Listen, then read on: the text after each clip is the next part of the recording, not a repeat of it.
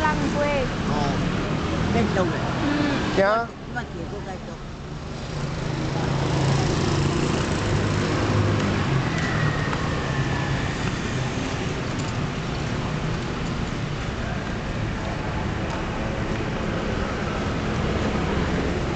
So my grandmother had double pneumonia where both lungs were filled with water and fluid.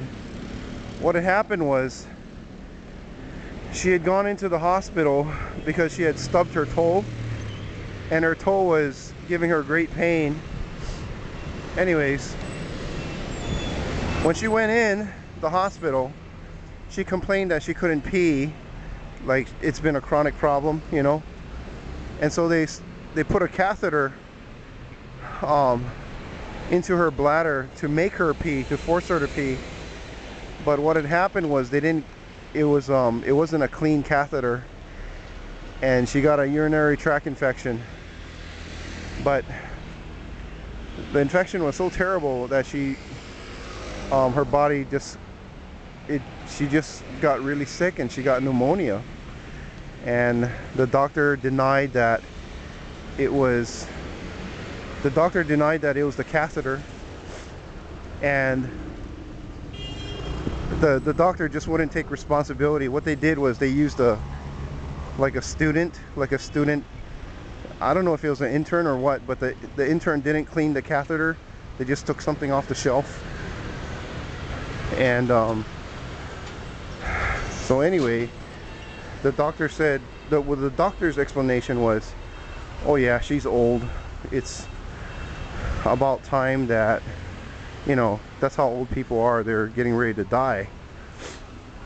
And fortunately my cousin was an x-ray tech, and my grandmother's uneducated, but she said, hey, all I did was stub my toe, why am I now on the brink of death?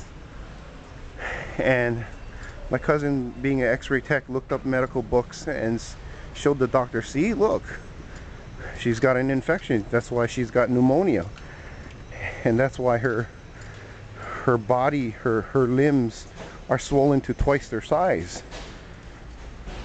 And so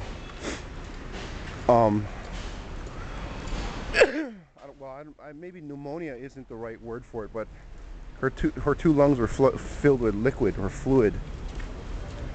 And my mom flew in to Taiwan from the US and chewed the crap out of the doctor, saying, you know, I'm gonna screw you over pretty much. If my mother dies, I'll make sure you never practice again. And yeah, my mom is a tiger. She'll rip into somebody if she needs to. Anyway, she told the doctor, you know what, you need to treat her with antibiotics or whatever it is, rather than just deny that, you know, that's how it is, that's how old people are. Basically, it was malpractice to the highest degree. So anyways, they did give her antibiotics, but her condition wasn't getting better. So she prayed for her and asked her if she wanted to. She told her that Jesus can save her, and if she would just believe that Jesus could heal her. Well, sure enough, she was still conscious. You know, she was fading in and out, but she was conscious, and she prayed together with my mother. He gave her life to Christ, and that night she had a dream. She had dreamed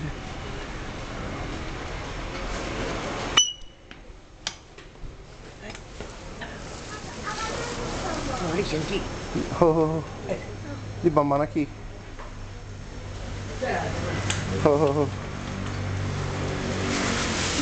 Bye. Hey. Okay. So she had dreamed that there was there was a vase with a flower on top, and the vase had tipped over. There was a man standing next to her and told her that she would be okay. He was a man dressed in white, and the vase that was on her chest, it was filled with water, and the vase had tipped over and water was spilling all over the ground. And miraculously, the next day, a whole bunch of fluid had drained out of her lungs, and the day after that, even more fluid, and then her body began to get normal again. Now, according to everybody, when somebody this old, 92 years old, gets into that condition, usually it's a death sentence. But by God's grace, she was saved. And now she no longer goes to temple, and she tells everybody that Jesus is the way. And it's so amazing because I thought it'd never happen, but God gave her a new lease on life.